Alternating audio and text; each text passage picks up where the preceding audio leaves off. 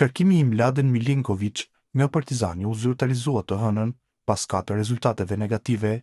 Sport Klub, platforme themeluar në Ballkan, e lidh me ndeshjen Serbi-Shqipëri. Një lajm të tillë.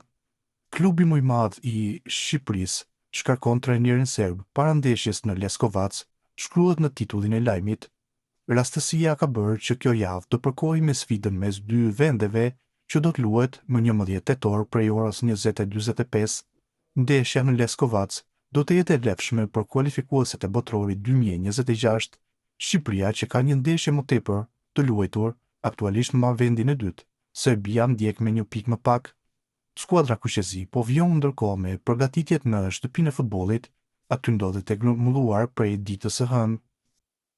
Në fundjavë, sytë e gjithë rajonit do të jenë drejt Leskovacit, ku të shtunën më 11 tetor Serbia dhe Shqipëria do të përballen në një ndeshje të vlefshme dhe vendimtare për grupin K të kualifikuesve për Kupën e Botës 2026. Aktualisht Shqipëria mban vendin e dytë me 8 pikë, një më shumë se Serbia, e cila ka edhe një ndeshje më pak të zhvilluar. Fitoria në këtë takim do të ishte një hap gjigant për kuqezin drejt fazës së play-offit.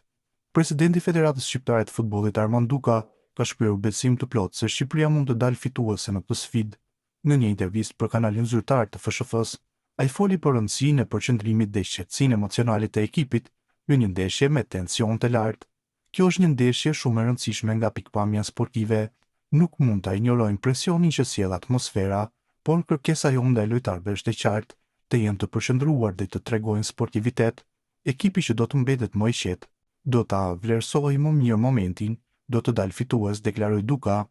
Kreu i FSHF-s theksoi gjithashtu se Serbia nuk është një ekip i frikshëm si tërësi, ndonë se ka disa individ cilësor.